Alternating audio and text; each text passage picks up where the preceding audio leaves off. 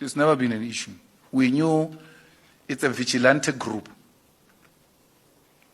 We knew it's a tribalistic group. And tribalism and any ideology that thrives on division is unsustainable. You are bound to fight. A significant media briefing is drawing attention as March and March founder Jacinta Zuma prepares to address the public. Zuma, the founder of March and March, is holding a media briefing to discuss issues surrounding the movement and its activities. The briefing comes amid growing public and political attention surrounding immigration, foreign nationals, and tensions within South Africa. With the movement facing criticism from some political leaders, including accusations of anti-immigrant sentiment, this briefing could provide an opportunity for its founder to respond directly to those concerns. What will Zuma say? Will she defend the movement's position, address allegations made against it, or reveal new details about its plans? It's never been an issue. We knew it's a vigilante group. We knew it's a tribalistic group. And tribalism and any ideology that thrives on division is unsustainable. You are bound to fight. So I grew up in Limpopo. I didn't grow up in Limpopo. I stay in Limpopo.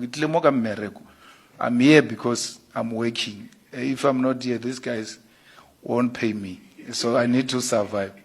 If I'm not here, I'm in Cape Town. But I stay in Limpopo. When we grew up, there used to be a group called Mbalula. Yes. Now Sangara Babona diamonds. Mara people just used to take a placard and put at the property and say, this property is protected by Mbalula, a vigilante group. I don't know where they are, those people. They were very popular. Everybody was very scared of them. But they were not following the law. I look at you, you look at me in a different way, I don't like you, I say, no, this guy stole a TV. Then they start beating you up without any due process. We can't allow that. We can't allow a situation where you look at a person and say, this person is too dark. And you say, yes? What language do you speak? No, I speak Tsonga. An ENCA journalist. A person says, I'm from Malamulel. He said, I'm from Malamulel, I speak Tsonga. He says, do you have a passport? Are you legal here? ENCA must be charged for tribalism. That journalist till today has never apologized. How do you become a journalist if you don't know South Africa and you want to question us, South Africans? Don't know South Africa, Malamulela here. Mahonis. Just here. We're next to it here in Toyando. It's divided by Nandoni Dam. We're on the other side of Nandoni Dam. Malamulela is on the other side. Tell that guy to call me. Cameraman, tell him to call me. I'll give him a direction to Malamulela. ENCA. Tell him. I'll give him direction to everywhere in this country.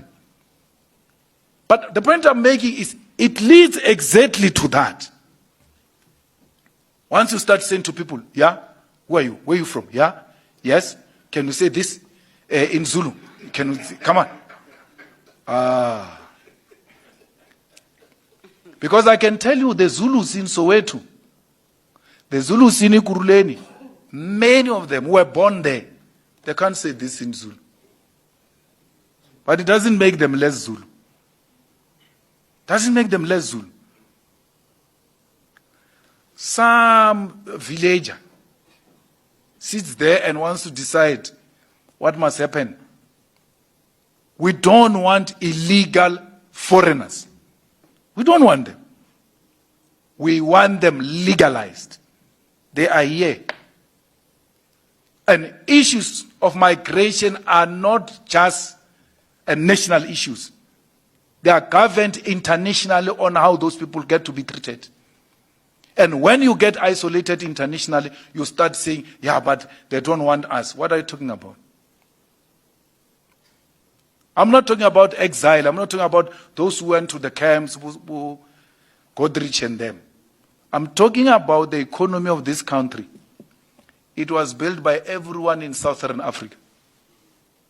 This Gauteng you're talking about, it has got sweat of Mozambicans who were brought here to come and build this economy. That's why many of these people, many of us, if we were to trace us, it takes us back to the continent.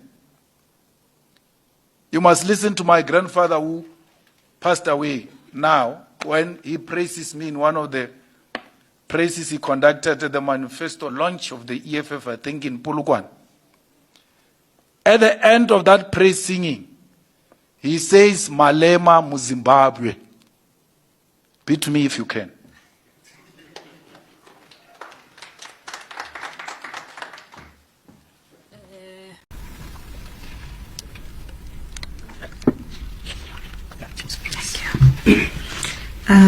Good evening, members of the... March and March has held a press briefing, drawing attention from the public and media in South Africa. The movement announced the briefing through its official social media page, where it was streamed live. The event provides an opportunity for March and March representatives to speak directly to the public about their views, activities, and ongoing concerns. With immigration and the treatment of foreign nationals remaining major topics of national debate, the briefing could offer important insight into the movement's position.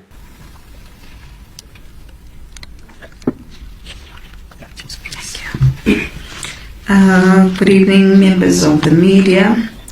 This is our first press briefing since the June 30th, and we thought it would be very important to have this press briefing because it's already been over a month. So today marks 34 days after the entire South Africa, particularly those who love their country, took to the streets. We had over 300 marches across the country, which resulted in over 200,000 South Africans taken to the streets on the same day. And we must categorically state that South Africans are not violent. South Africans are not xenophobic, and their cry is that of the soul of South Africa, and it must be protected. These protests were free from any violence. This was not occasioned by the wasteful expenditure and the dramatization of the people's pain by their very own government. We must state over and over again that there was no destruction of property, not because South Africans are scared of government or they're incapable, but there was no violation of the rights of foreign nationals, and it was not because of the police, but it was because South Africans love their country. They respect its laws, and we subscribe to the spirit of Ubuntu, and all that we want is the enforcement of the country's laws. Our communities and 27 anti-illegal immigration civic organizations are the ones that worked tirelessly in a quest to root out the lawlessness and the effects of illegal immigration that had almost become a permanent mark in our country. Over 100,000 illegal immigrants have left our communities, and eventually they were repatriated back to their own countries. Many of these fellow brothers and sisters lived under inhumane conditions. They lived in informal settlements, and in these places, many of them contributed to the skyrocketing crime, while others were being used as modern-day slaves by those who own the means of production, which is a cruel system, and we are prepared to fight for and die for if needs be. So while we acknowledge that this is only the beginning, we note with appreciation some of the positive outcomes from what some label as xenophobia. And we state that while we state that it's a clear immigration crisis, and it's from our porous borders. Many children of illegal immigrants have left the country with their parents, paving a way for South African children to access basic education. At the end of last year, we were flooded with cries from concerned parents whose children had no place in school, leading us to demonstrate outside Addington Primary School. Thousands of immigrants who abused our healthcare facilities have also left the country, saving government millions in expenditure for medication, surgeries, clinics, and hospital admissions, and therefore many South African lives have been saved.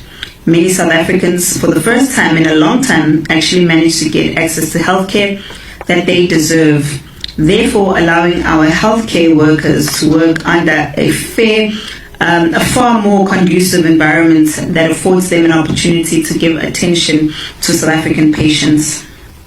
We've also seen a significant reduction in crime, particularly in areas such as the Durban Central District, because they've issued out the statistics already, where it was stated that the crime has reduced by over 28%, a confirmation that irregular migration has a serious impact on crime.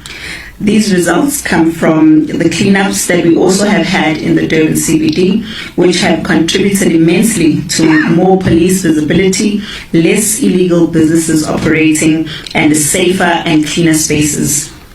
This period has also been a period of resistance and fight back by direct beneficiaries of crime.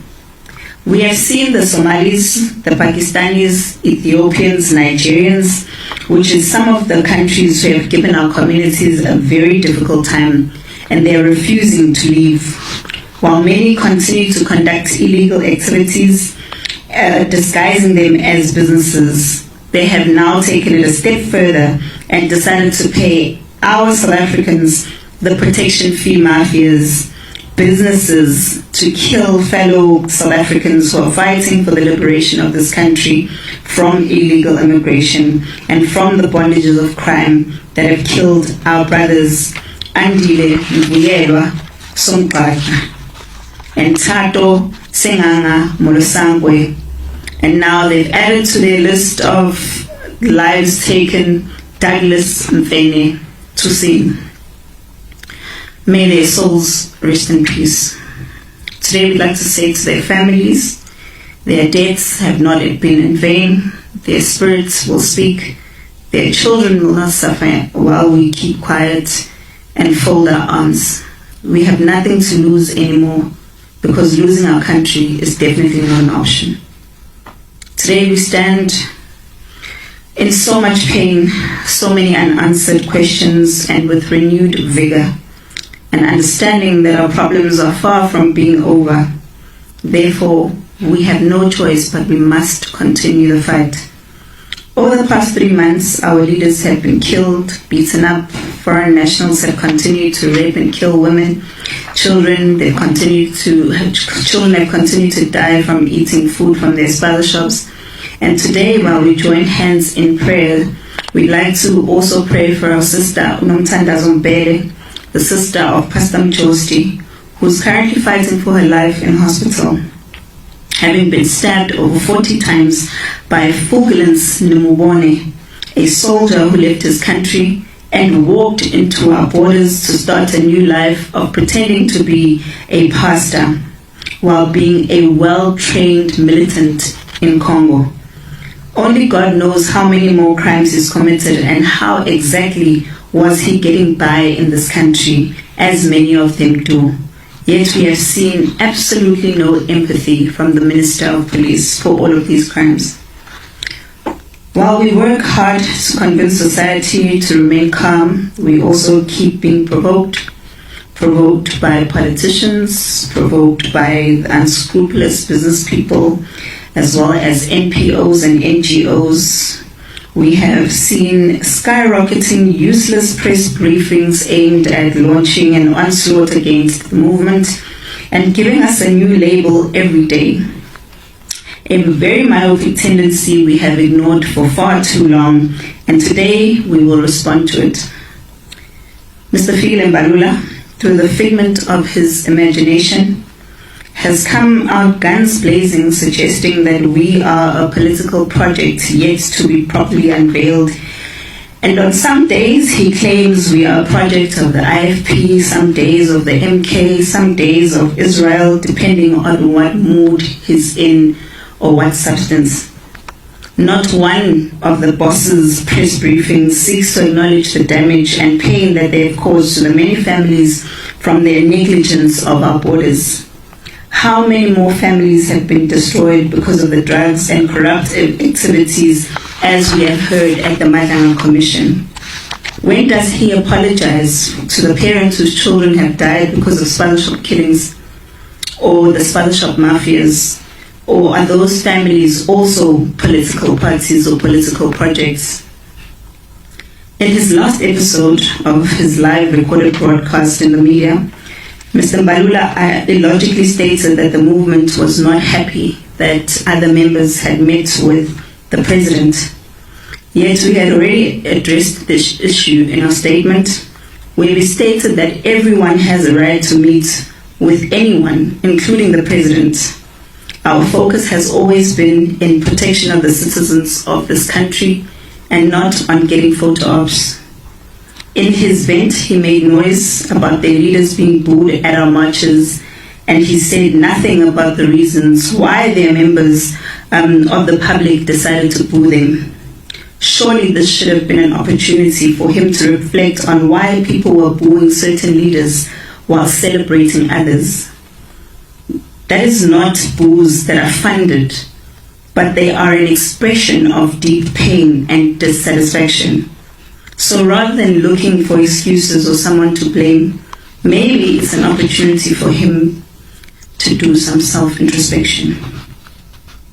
South Africans have been crying out for help, longing for a minister who cares about the people of this country. A minister who understands that our people continue to be ravaged by drugs and crimes committed by foreign nationals. And this Minister of Police that we have does not ever, not once, meet with black communities to listen to our cries. He does not see a need to come to our townships and listen to what the people have to say.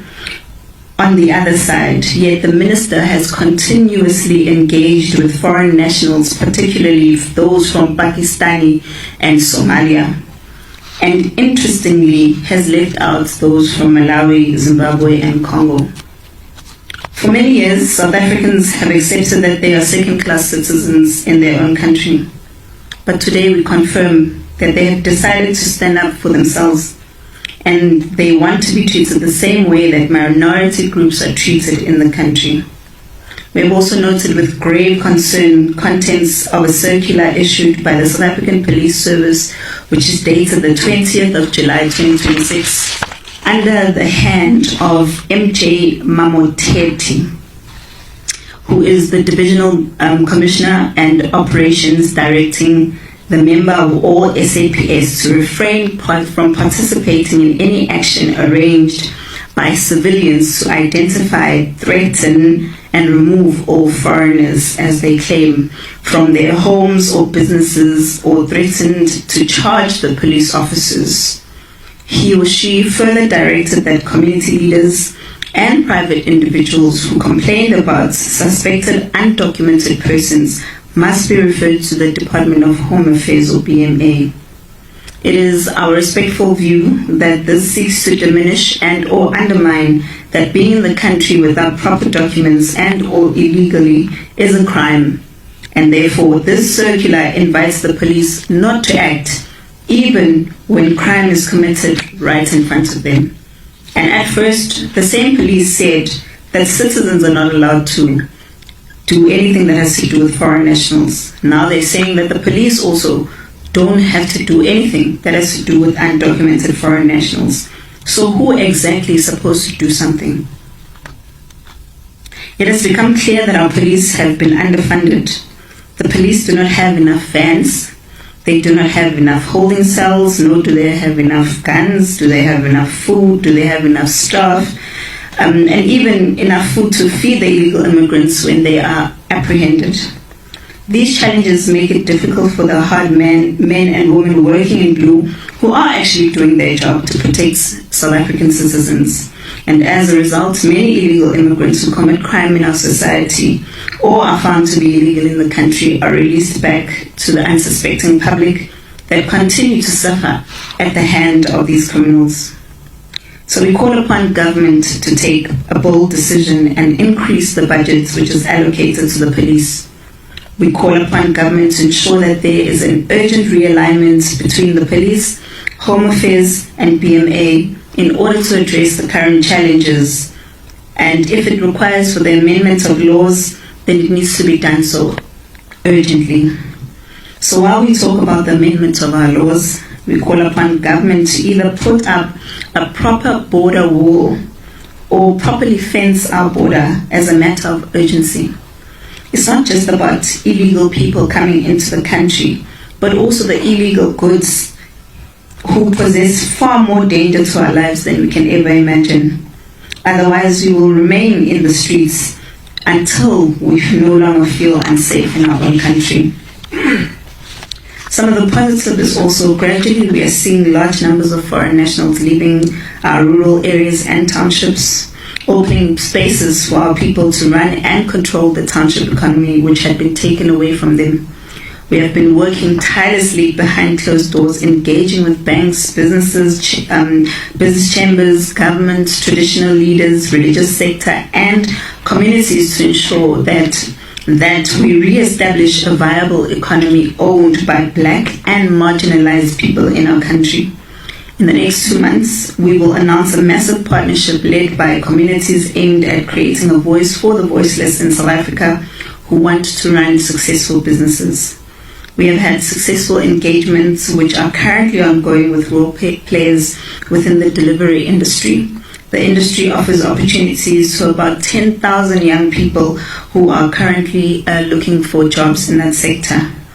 And we are working with all role players in a quest to ensure that this industry is reserved only for South Africans, because I can assure you there are no jobs that South Africans do not want to do.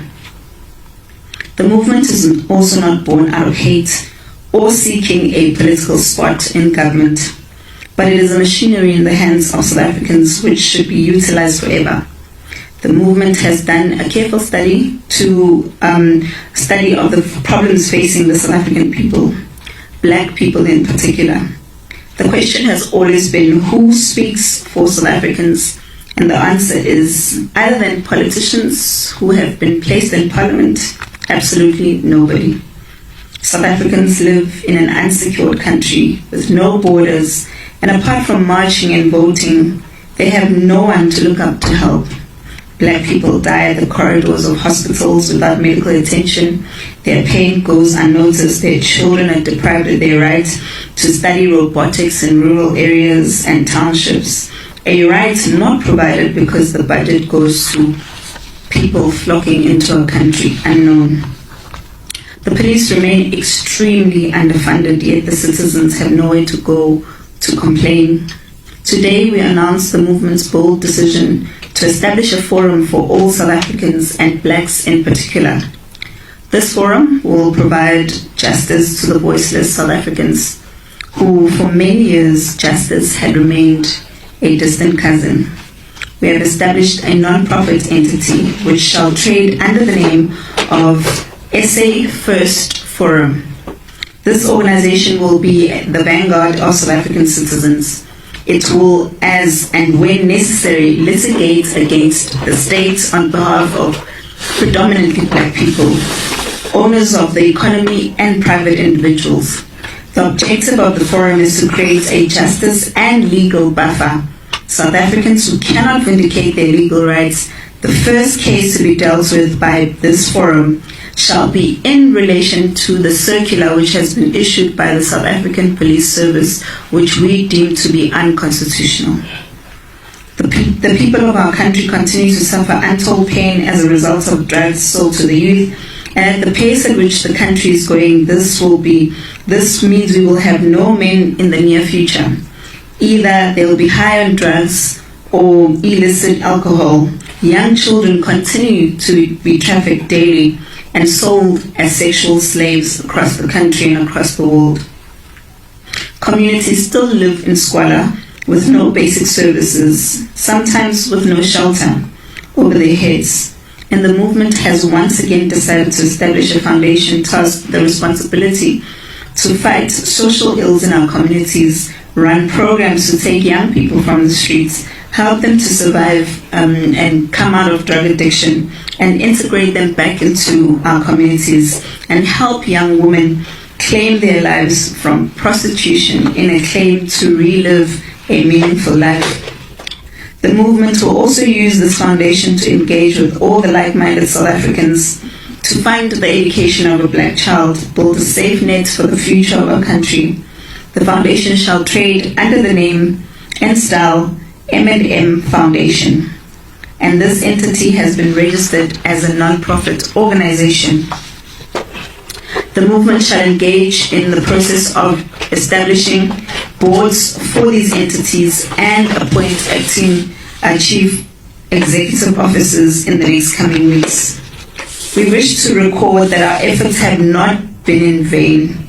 The submission by the good South Africans are slowly yielding positive results, with the white paper already moving in Parliament, and this will pave a way for the introduction of the first safe country principle, which to our joy and excitement means that there will be no Ethiopians, Somalians, Nigerians, Pakistanis, Bangladeshis running to South Africa claiming they're running away from persecution and they are refugees. We can't wait for that one. We also want to thank the Director General of the Department of Home Affairs, Mr. Tommy Makone, who has been very, very helpful when it comes to issues that we raise that have to deal with the issue of illegal immigration. And not only him, but his team for working tirelessly to save South Africans from the vultures and the little resources that they have, because we know as well the Department of Home Affairs is highly underfunded, much like everything else in this country, which makes you wonder, where does the money in this country actually go to? And we also want to thank Mr. Mbalula, the Deputy Minister of Home Affairs, for standing with the people during this time. We've seen him on the ground, we've seen him going out and making sure that there's operations in different places. And this is the kind of leadership that we deserve. And the less we say about the Minister of Home Affairs, who never makes an appearance anywhere, the better. Safe to conclude that the Minister does not associate himself with the people of the country or their problems, a reality that we must never forget. We want to thank South Africans for their resilience, commitment, and dedication. This war we must fight united, even during the most difficult of times. We must mobilize each and every South African to take to the streets until our demands are met. We must fight until all illegal immigrants have left our country, particularly those who are stubborn and are in the pockets of politicians. And remember, we did say that we give the government 3 months for phase 2 and another 3 months for phase 3. So currently we are in phase 2 and the 3 months ends in September. We will be engaging with progressive security companies to join hands with us in protecting our communities and fighting against the protection fee mafias. We further call on our SAPS to investigate all the security companies involved in these heinous acts, including Syria. We thank all those that have supported us in the business and religious sector. And we also ask that the laws of this country apply to every single person of every single race, every single religion, and of every single class. Lastly, we thank the citizens and movements that have worked with us for the 30th of June protest, and to those that continue to work with us to ensure that our Thursday marches, pickets, and operations continue to be a success and will continue to happen all across the country. We are grateful to the legal people of Zimbabwe who came out to support a protest that was actually meant to be in solidarity with the people of Zimbabwe at the Zimbabwe embassy. But it looks like we can no longer create a place of comfort for Zimbabweans, since many of them decided not to protest in Zimbabwe. That means that our efforts had been in vain, and the lives of Bheki Bilombezi had been incarcerated for no reason. We call on the Zimbabwean government to be responsible and take care of its own people so that they no longer have to rush to South Africa for better opportunities or because of fear of their own government. And once again, we call for the Zimbabwean government to free Bheki Mbetsi. But from what we're hearing, they have actually released him on bail of $200 for simply staging a protest. And lastly, we would like to call on all the governments and the presidents that are currently in South Africa for the SADC. We have been barred from protesting because of the SADC, but our message must still go to them that while they are here in South Africa and while they are here in Durban especially, they must make sure that when they leave, they have come together and made a decision on how they're going to take care of their people and live with them. Unlike the president of Malawi, who came to South Africa while his people were in thousands at the drive-in, and he decided that he must just go back home without even so much as lifting a finger to show concern for his own people. That doesn't speak of a caring government. And the same care and love that they want us to have is the same care that we must see for them, from them, that they have for their own people. So instead of crying about xenophobia, the conversation needs to change now to being about African leaders and why are they continuously being dictators and mistreating their own people. If we were able to fight oppression back in the days and free ourselves from the oppression of white people, why then are our African people so afraid of fighting oppression from their own black leaders? So we call upon all of them to spend more time talking about the problems in their country, fixing the problems of their country, and less time talking about South Africa and what South Africans do in their own country. Thank you very much.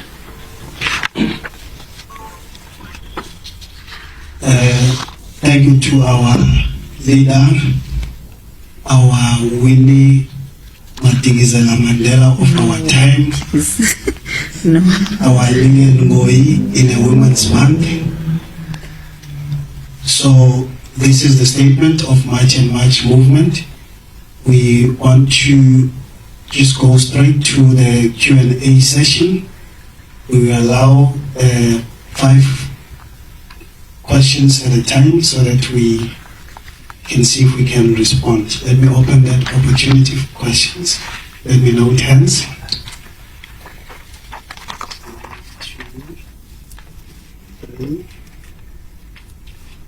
Okay, we've got 3 hands for now. SABC, you can start. Thank you, Jacinta. My question to you is, there has been a call for the movement to become a political party, and although you have said numerous times that you want to focus on growing the party, do you foresee in the near future that could be a possibility? And my second question to you is, SADC is taking place in the next couple of days. We'll be seeing heads of states sending onto KwaZulu-Natal. You did touch on the fact that you've been barred from the premises. Will there be silent protests happening? Will there be demonstrations during that time when we'll be seeing heads of state in the country? Thank you. Good evening, everyone. My name is Tavi Sokoba from Eyewitness News. I just want to ask about there's 2 things that you mentioned at the start of your speech. You said that during the June 30 marches, there was no destruction of property and there was no harassing of foreign nationals. I just want to ask, I mean, obviously you've seen the looting that took place in Clement, Mulas, and all those other areas. Do you, and also speaking about the harassing of foreign nationals, we also saw that there was a lot of foreign nationals who were taken away from their homes and made to sleep on the streets on June 30 and the days that followed. By you saying that there was no destruction of property or harassing of foreign nationals, are you then insulating the movement from these ancillary events that happened during and after June 30? Thank you. Thank you very much. I'm a freelance journalist.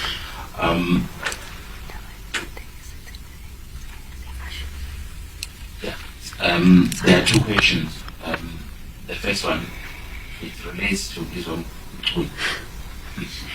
I understand that you're creating the trade, but the claims rather that he was bribed during the meeting with the President Ramaphosa.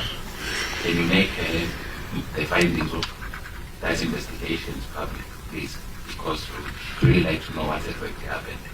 And the last question is about the two forums, or the forum and the foundation. Is it safe to say that you will be operating along the lines of what we have seen with AfriForum? I'm sure you do know AfriForum, they do over there.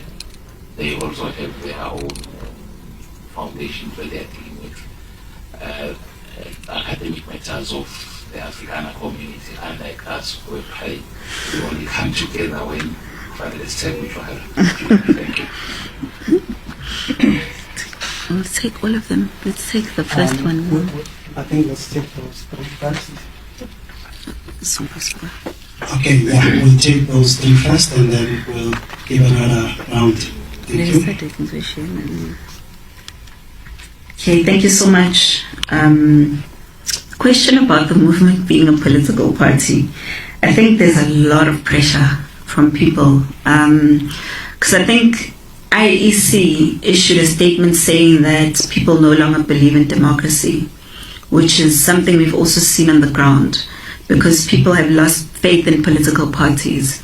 But somehow people still feel bound to political parties.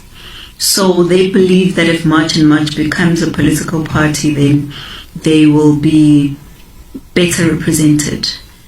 Personally, I don't feel that way. I don't feel like we'll do them much justice if we become a political party. I feel like they have a better chance of us listening to them if we're apolitical, because we can listen to anyone from any political party with any concerns. And on top of that, currently we do feel like the system is not conducive for people who think like us, if I can put it that way. I feel like the system is designed to get people to be stuck in the system.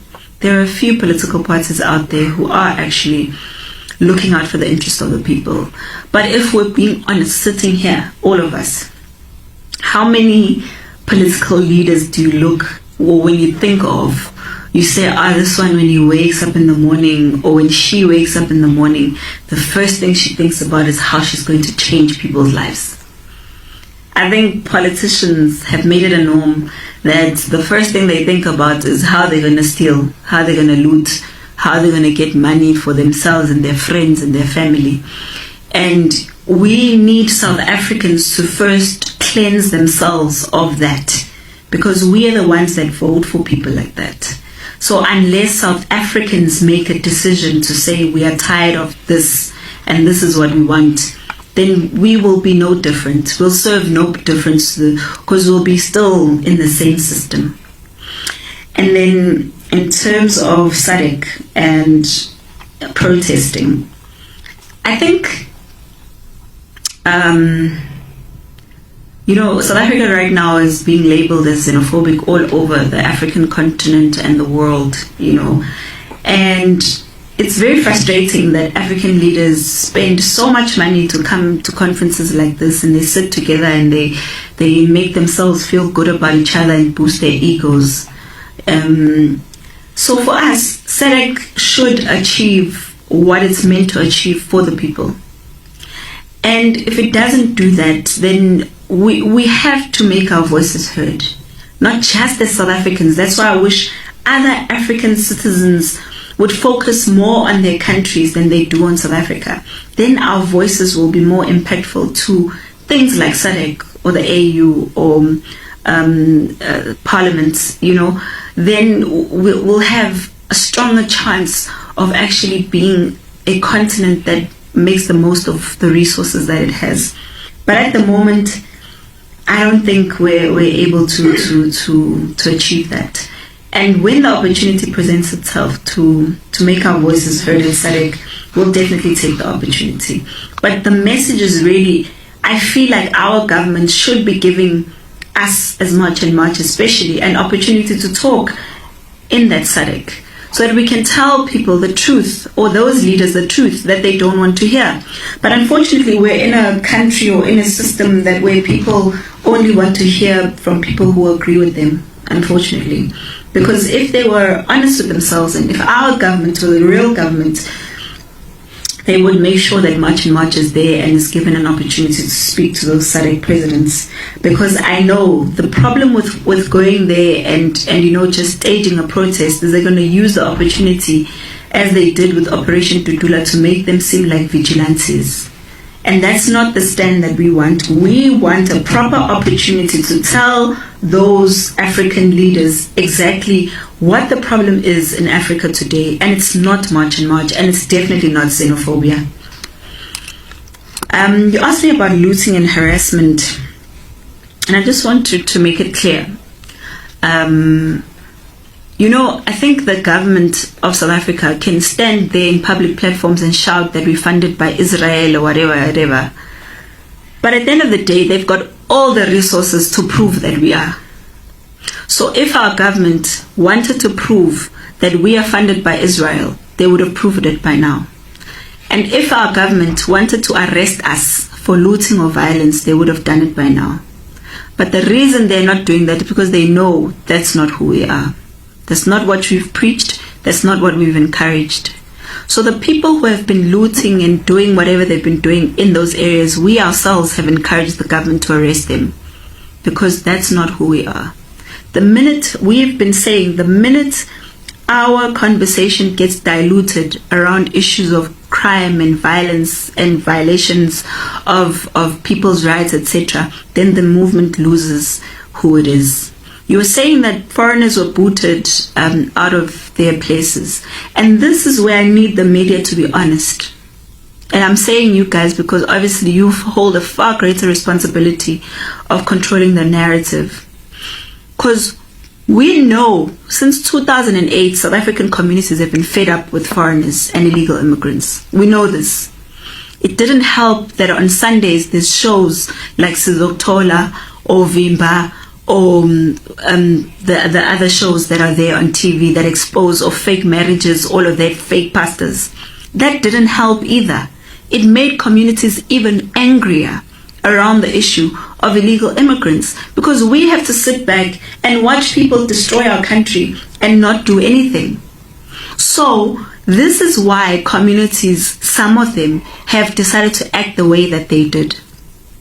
But again, the responsibility lies with the government, because crime is a big thing in the country. We can't run away from that. There's crime everywhere. You can come out here, a criminal come out and rob you. You can't say it's March and March's fault that you are coming out of a press briefing and the criminal robbed you. No, a criminal robbed you because the country is full of criminals. So we're not going to take responsibility for issues of crime that we've never committed or encouraged. Ours has always been people must come into the country legally, and the same laws that you expect us to respect is the same laws that foreigners and illegal immigrants must respect. But there's a lot of provocation going on right now. Because if communities, for example, say that they don't want Abdul's tuck shop anymore, and Abdul's tuck shop is selling rotten food, as has been proven, and our children are the ones that are dying, you can't blame the communities for saying Abdul leave if Abdul says I don't want to leave, and they take the food out and leave it outside for Abdul to pack it and go. That's not fair, because you're saying that communities must leave their children to die because you want to protect certain people or certain groups for certain reasons. It can't be fair. The government has itself proved that this food in tuck shops is not good, and children have died from that food. And every South African should have a right to say we don't want this food in our tuck shops, in our communities.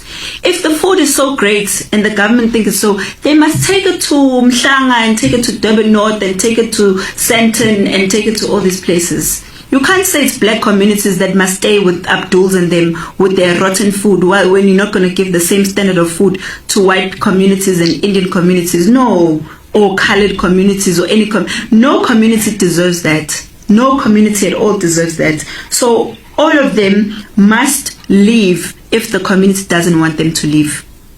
And then with those Bazaar shop mafias as well, that's why we're seeing people losing their lives. because those same criminals are criminals. But nobody wants to talk about the criminals. You talk about the reaction of the communities to the criminals, which is what I find to be very unfair. Talk about the spaza shop mafias, the Somalis and the Ethiopians and the Pakistanis and the Bangladeshis who are killing people because they want to protect this economy that they contribute nothing to. Because they go there, they get goods inside our borders, our porous borders. They come in with their rotten expired goods, or they buy them from these other shops, or they even make these rotten goods, and we are the ones that have to eat them.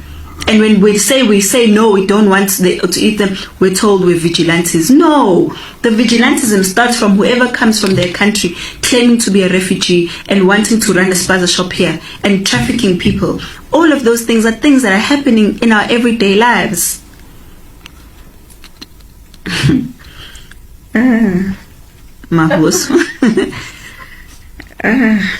I think, let me put it this way, with the meeting with the president, the best person to know what happened with the money, if there was money, where the exchange, who deposited, who was paid, and then the full amount wasn't given, and then it was later, is Pagalum Tarat, because it was the two of them that went to that meeting.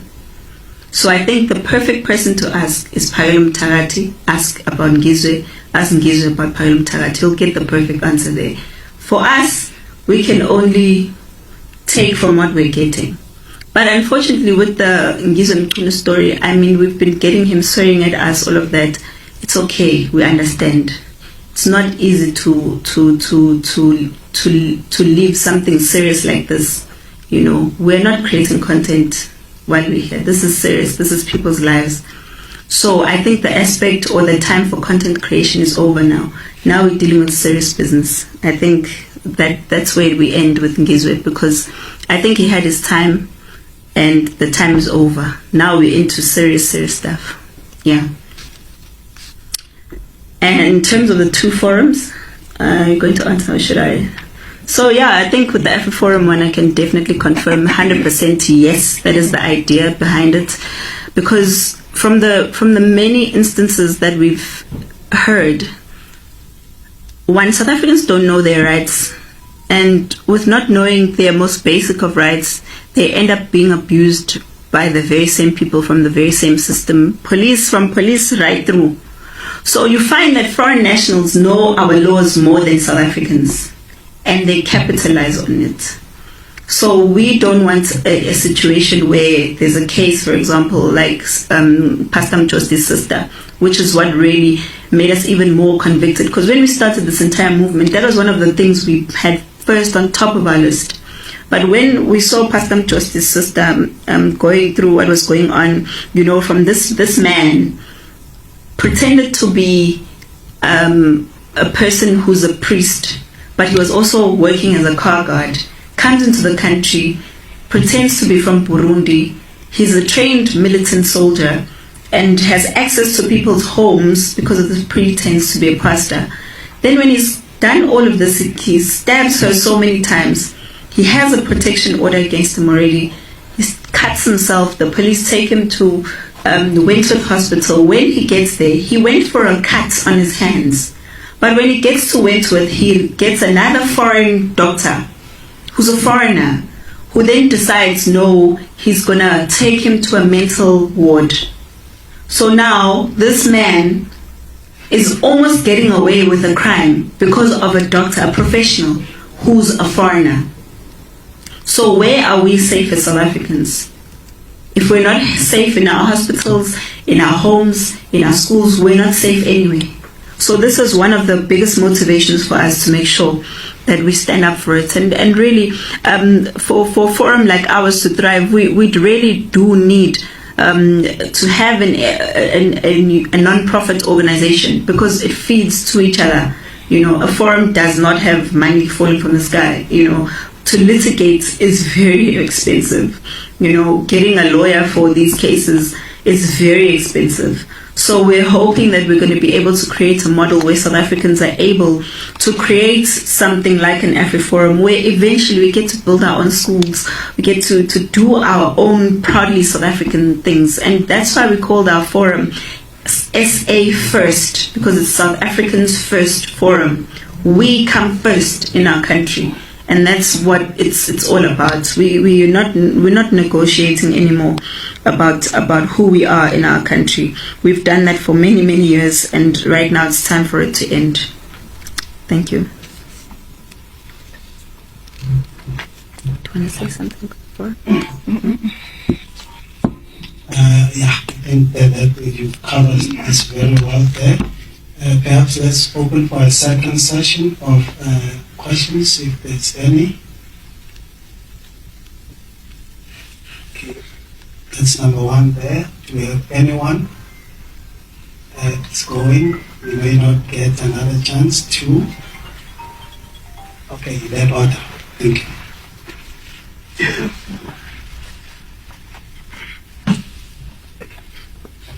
Thanks, Red. My name is Kalisaka from SABC.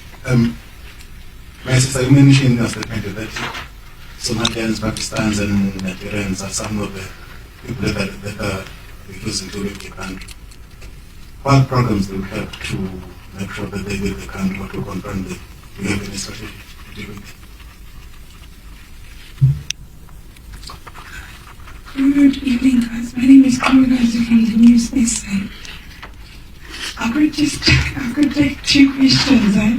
The first question is that we must say we did see a lot of foreign nationals probably leaving towards the 30th, and trust me, when you go to companies, they do tell you that a lot of people have left and there's so much job opportunities out there. But when you speak to the owners, things I must say, they complain that our own brethren, South Africans, are literally so lazy to work. I think I did two interviews I did last week where the owner was saying they refuse to work from 6 o'clock to 6 o'clock at night. They'll tell you they're tired, they don't want this. They end up, the South Africans, the ones controlling the CEOs, that's what they say. Probably what you're taking that path, that's there is the job opportunities now. If I could just say to Zulu, uyabatshela ukuthi abafethu nizwile niklapha emngene sokhona ekusebenzi bazothi hawu ngeke sizoya but the opportunities are there and they're not going on. Probably what you're taking that. Thank you.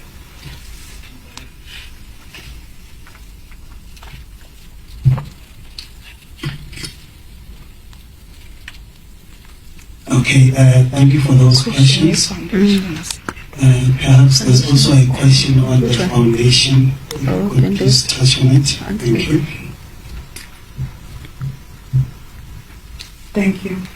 Good evening. The foundation that we are establishing is South Africans, because much is South Africans. It's going to serve the people of South Africa, those that are victims